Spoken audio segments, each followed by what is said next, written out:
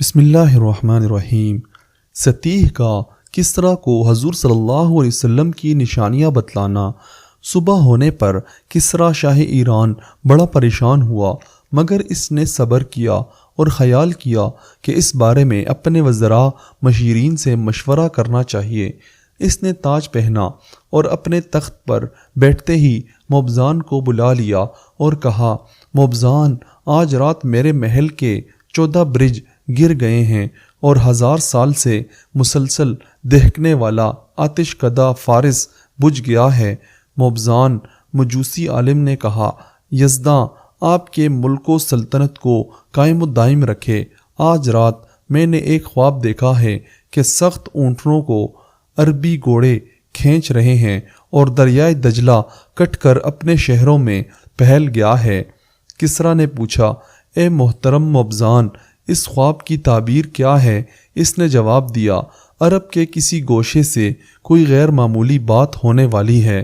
اس کے بعد کسریٰ نے نعمان بن المنذر کو خط لکھا، میرے پاس کسی ایسے جاننے والے واقف کار کو بھیجو کہ اس سے جو کچھ میں چاہوں دریافت کر سکوں۔ نعمان نے اس کے پاس عبد المسیح بن عمرو بن حسان غسانی کو بھیجا۔ جب وہ کسریٰ کے پاس پہنچا تو اس نے پوچھا، کیا تم ایک صاحب بصیرت شخص ہو کہ میں تم سے سوال کروں؟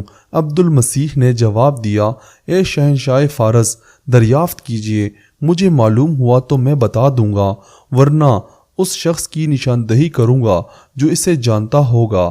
اس کے بعد بادشاہ نے سارا حال بیان کیا، جس کو سن کر عبد المسیح نے کہا، اس بارے میں صحیح علم میرے ماموں کو ہے جو شام میں پہاڑ کی چوٹی پر رہتا ہے اور جس کو ستیح کاہن کہتے ہیں۔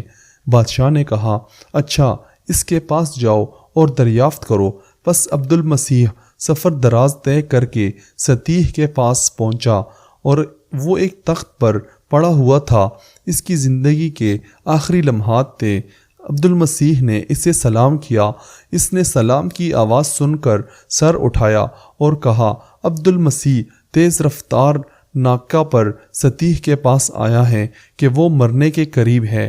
ساسانی بادشاہ نے اپنے قصر کے زلزلے، آتش کدے کے بجھ جانے، موبزان کے خواب اور دجلہ کے عرضی پھیلاؤ کے بارے میں معلوم کرنے کے لیے تجھے بھیجا ہے۔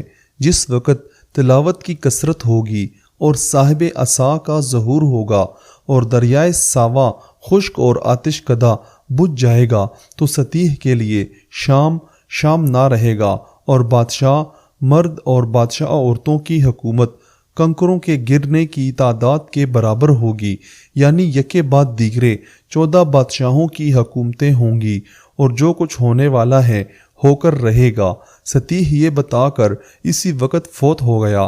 عبد المسیح کسریٰ کے پاس واپس آیا اور اسے سارا حال بتایا۔ کسریٰ نے کہا، جب تک ہمارے خاندان میں 14 حکومتیں ہوں گی تو بہت سے امور پیش آئیں گے۔ اس کے بعد 4 سال اس کی حکومت رہی اور باقی بادشاہوں نے خلافت فاروقی تک حکومتیں کیں۔